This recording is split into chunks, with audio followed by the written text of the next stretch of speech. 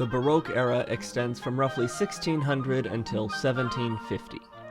Baroque music was highly emotional, but the expressiveness in this period did not usually show transformation from one feeling to another. Baroque composers tried to express one emotion at a time. One movement of a piece would portray a particular sentiment, while the next emotion would wait until the next section of music and not directly connect to the first.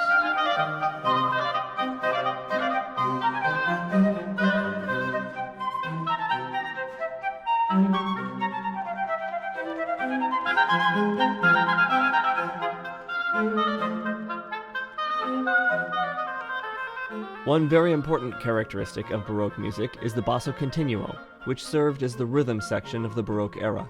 Today, a rhythm section usually contains a string bass, some kind of instrument that plays chords like a piano or a guitar, and a drum set.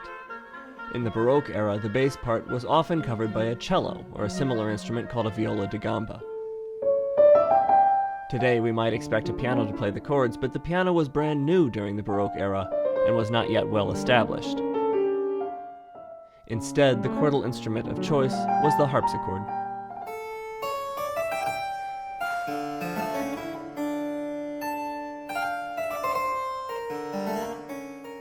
Inside a piano, the strings are hit by small wooden hammers. By contrast, each string inside a harpsichord has a small device like a guitar pick called a plectrum that plucks the string when the key is pressed. The harpsichord was ubiquitous throughout the Baroque era.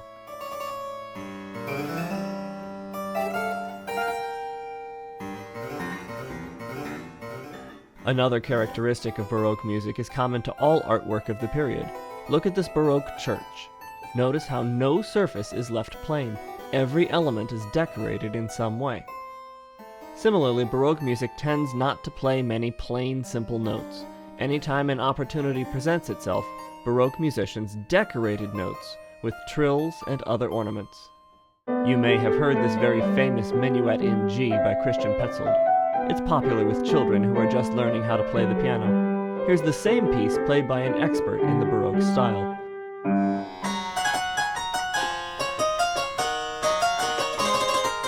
Notice how he decorates the long notes with additional faster notes.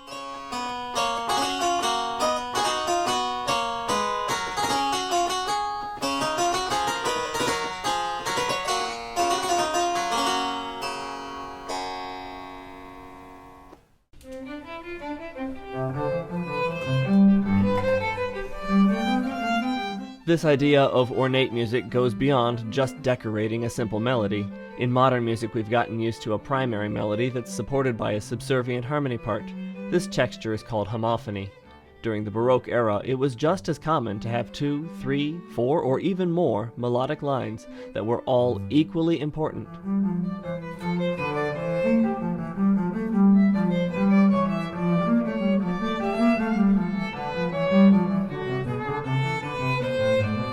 When played simultaneously, these melodic lines together created the harmony. This style of writing is called polyphony.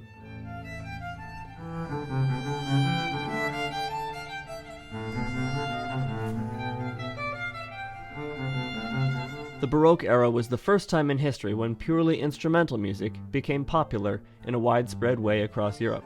So let's take a minute to talk about the structures that composers used to build instrumental music.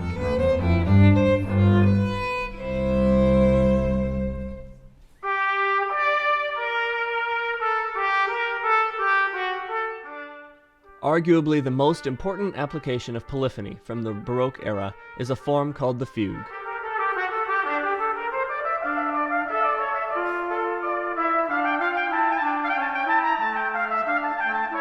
A fugue is based on a main theme called a subject. Each independent melodic line begins the piece by playing the subject, though not at the same time and not always at the same pitch level.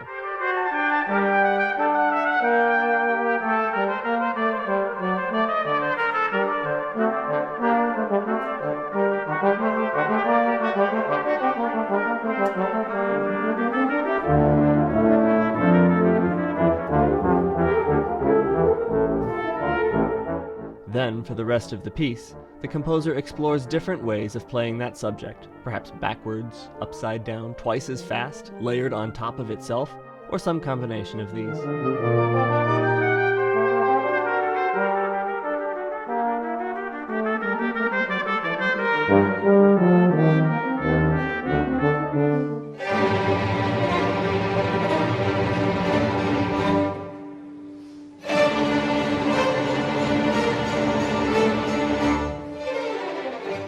One of the most popular instrumental forms to this day is the concerto, in which the music is written to feature one musician with an orchestra playing a supporting role. This is a great opportunity for a musician to demonstrate his or her technical skills. One of the best-known concerto composers was a Baroque violinist named Antonio Vivaldi. He taught at an orphanage for girls, and at this time in history, women were not permitted to move out of the orphanage, even as adults, unless they got married.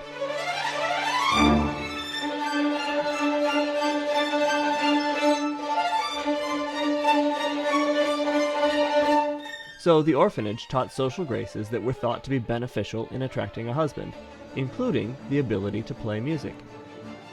Vivaldi wrote around 500 concertos to feature his advanced students. Today he's best remembered for a set of violin concertos that musically depict the 4 seasons. The movement we're listening to now is supposed to sound like a summer rainstorm.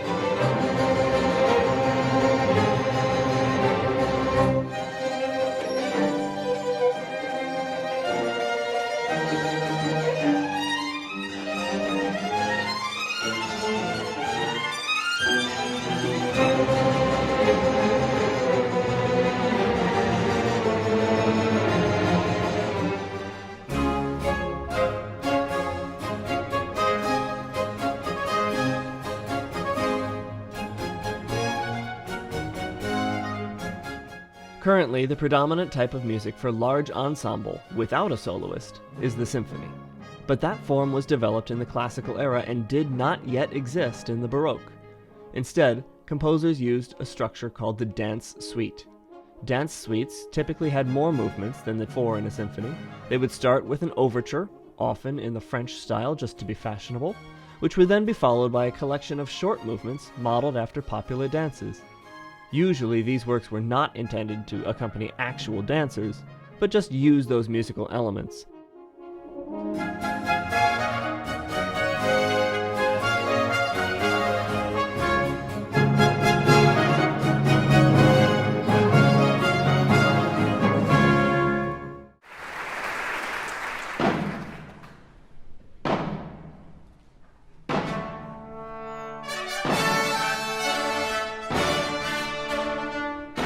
Vocal music also experienced a major development during the Baroque.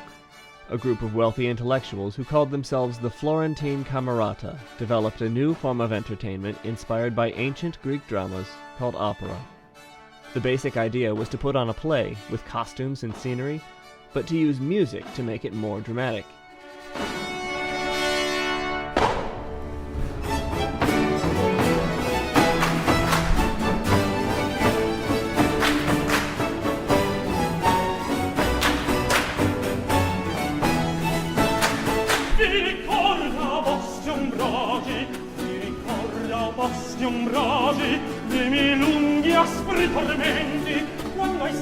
In an opera, every word is sung, including the dialogue and any narration. Operas contain memorable songs which tend to express a character's thoughts and feelings. This kind of song in an opera is called an aria.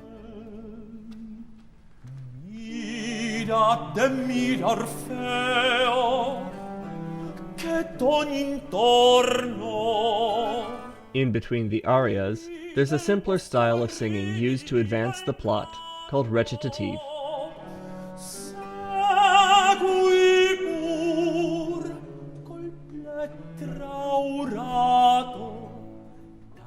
Opera was an immediate success and quickly became one of the most popular forms of entertainment throughout Europe.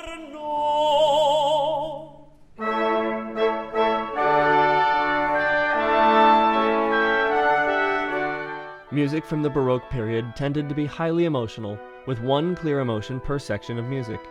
The harpsichord was very popular during the Baroque era, but it fell out of fashion shortly thereafter, so music including harpsichords is probably from the Baroque.